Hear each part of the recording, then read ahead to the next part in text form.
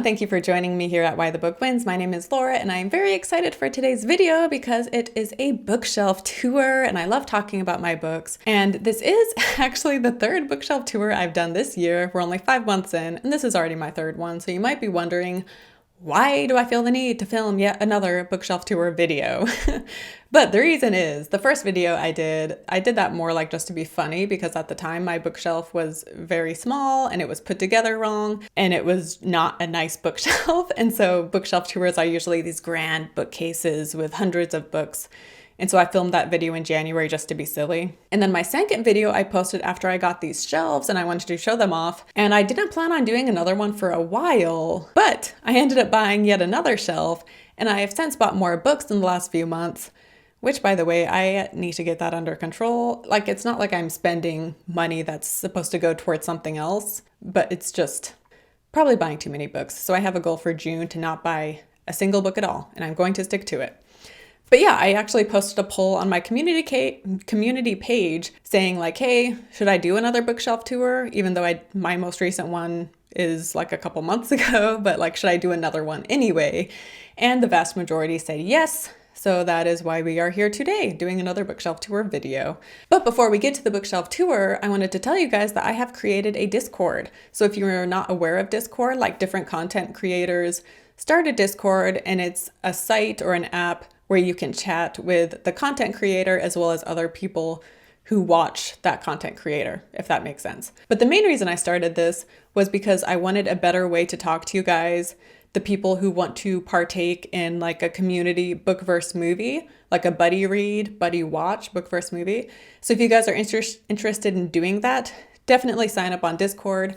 And I have like a different topic thread for community book versus movie. I think that's what I called it. So if you're interested, definitely go to that thread or whatever, that topic, and comment in there that you want to do a buddy read, buddy watch, and then we can pick a topic. I talked about doing Life of Pi, so if people are interested, we could do Life of Pi and start reading it beginning of June, and then the end of June, we would use Discord to find a time and a day to chat about it together, like on a YouTube live or something. Still need to figure that all out, but that's what I created the Discord for, is that so that we can chat about this. So yeah, if you want to do a buddy read watch, definitely sign up on my Discord. But I also, have other threads where you can just talk about your book collection or talk about movies or talk about books. So yeah, if you just want to find people who want to chat about things like that and chat with me about it, you can sign up on Discord, which I will link down below. And then also I will have links to my bookshelves and my bookends in the description down below, and they are affiliate links, so it doesn't cost you any money to click on them.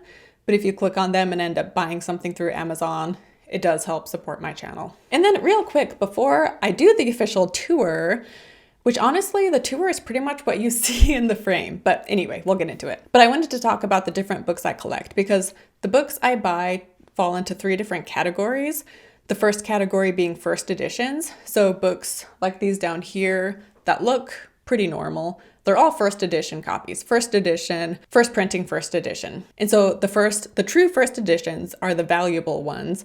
Not all of those are valuable. If it's a new release, it's not necessarily valuable, but down the road it could be because it's a true first edition. And so that is one category. I do sometimes buy first edition early printings. For example, The Shining and If Beale Street Could Talk. A true first edition of both of those is crazy expensive, so I opted instead to go for a cheaper early edition book. So The Shining, I believe, is a 2nd edition. Beale Street is a 4th edition. So it's still an early edition, it's just not a first edition. And that's why they're up here. That's why they're on that shelf rather than with my first editions. And then the next kind of book I buy are vintage and antique books, which my vintage book sections, I include any book that is published from 1950 or earlier. But then I was researching it and it turns out, so an antique book is a book that is 100 years old or older, which I do have books that are that old. And then a vintage book is a book that is 50 to 100 years old. So I thought it was interesting to hear the technical requirements for what's considered vintage and what's considered antique.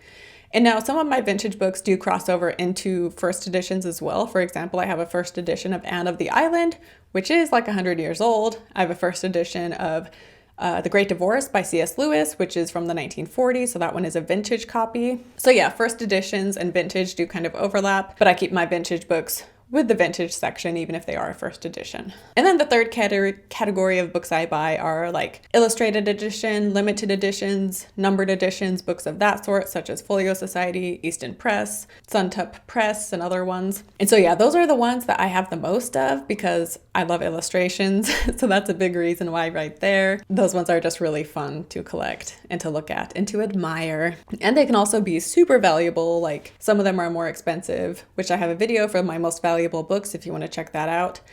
But yeah, so they're more expensive now, but they also appreciate the most as well. I think of this almost as an investment in a way, because if I needed to, I could sell some of these books and make some good money, assuming there's someone who would want to pay a good price for them. But anyway, sorry, I feel like I've sort of been rambling, but I guess we will just get right to the bookshelf tour now. So yeah, let's get right to it. All right, so here is my bookshelves. That one on the end is the additional one I bought. And honestly, the main reason I bought it was because I wanted my books to take up the whole background of my videos, because when I just had this main one, it cut off and I didn't like the blank space there. But I have since bought more books anyway, so it did kind of work out. But yeah, the bottom shelves are totally empty. They're not seen in the video though, so I don't mind having them empty. But we will start on this end. This is my Stephen King shelf. All of these are first edition, first printings, and my awesome bookend, which I love so much.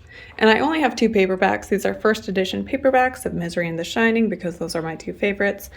And this is the first edition Green Mile because it was printed serialized. So you don't buy like a hardcover first edition, it's just these. But yeah, I have not read all of 4 Past Midnight. This is a series of short stories, but the rest of these I have read. Moving down, these are my Folio Society books. I had Agatha Christie on display in my last video as well, The Crooked House, and I still have it on display because I am not tired of that cover yet. It's just so beautiful. But I am very proud of my Folio Society books. And you can see The Green Knight down there. That one is a ridiculously big book, and I did not know what to do with it. And then I had the idea to just stack books on top of it, and I think it worked out really well. And yeah, I have a number of videos showing off my Folio Society books, so you can check those out. I will link to my book collection playlist where I talk about books individually. And then once again, moving down, we have more Folio Society, so Folio, Phantom of the Opera, and Chronicles of Narnia. And then the rest of these books are vintage copies. And Nightmare Alley is another one that is a first edition, first printing, and it's also vintage. And we have this adorable Christmas Carol edition from 1901, I believe, and it is so tiny and so cute. And then Anne of the Island is a first edition. And then some of my vintage Jane Eyres. I got 2 down here. So yeah, really love my vintage/antique books. And sliding over, this shelf is kind of a random one. So Big Little Lies right there is a first edition copy, but the rest of these are just kind of random special edition, early editions. For example, Cloud Atlas and Kitchen Confidential. Those ones are crazy expensive. Well, Cloud Atlas is like $200 for a first edition. Kitchen Confidential though, Anthony Bourdain, he passed away, and so a first edition copy of this is hundreds of dollars. First edition Cloud Atlas is like $200. Anyway, both of those are more expensive than I want to pay, so I just have early editions instead. These 2 are both illustrated and they're beautiful. This one is not illustrated, it's just a cool edition. And then these two are first edition paperbacks. And this one is an amazing edition of Picture of Dorian Gray, which is illustrated. And I also just love the cover. As you may have noticed, I have a tattoo of a sunflower on my arm and I love sunflowers, so I love this cover.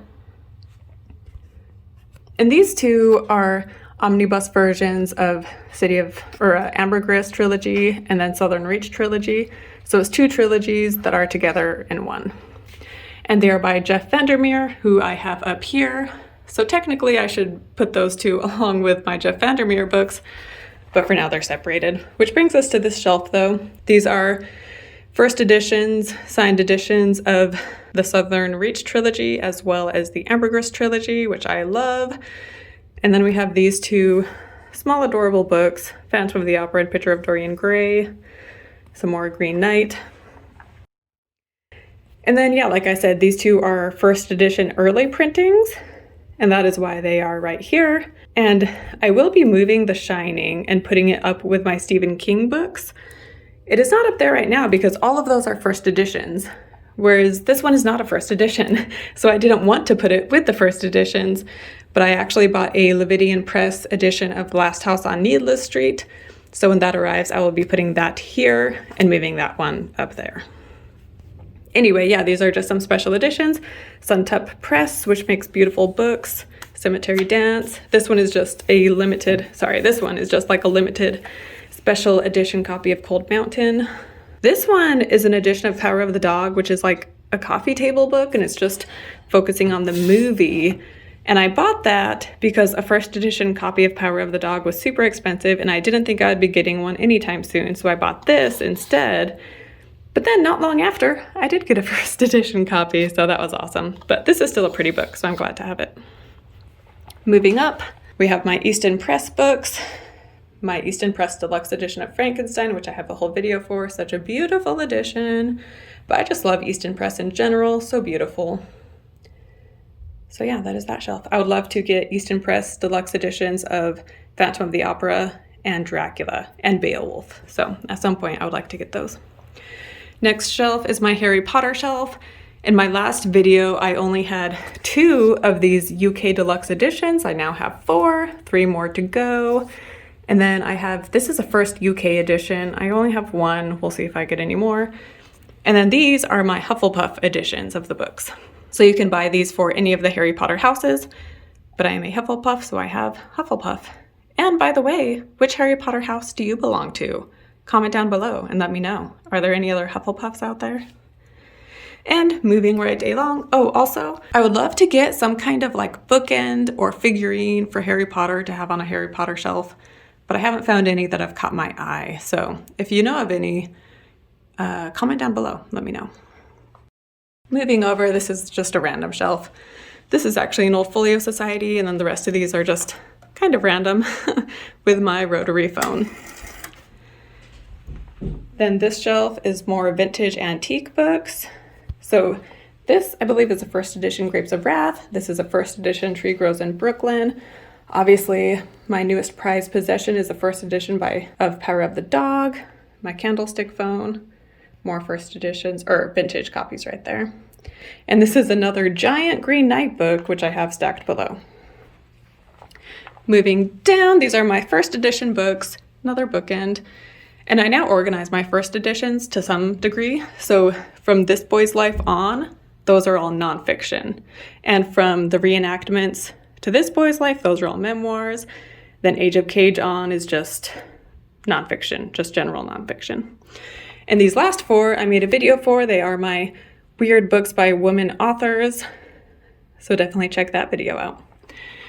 And moving down, we have more first editions, and these are just in no particular order, but they are all first edition, first printing first editions. Some that I'm the most proud of would be this first UK edition of The Beach. I'm also proud of my Jose Saramago books. One of them is the first edition Portugal, the other is Spain, I think. Then first Italian edition of The Lost Daughter. So yeah, really happy with these. I also love that I have a first edition copy of Jurassic Park. I have The Lost World as well. I bought that before I read it, and I didn't like it, but I still have the book.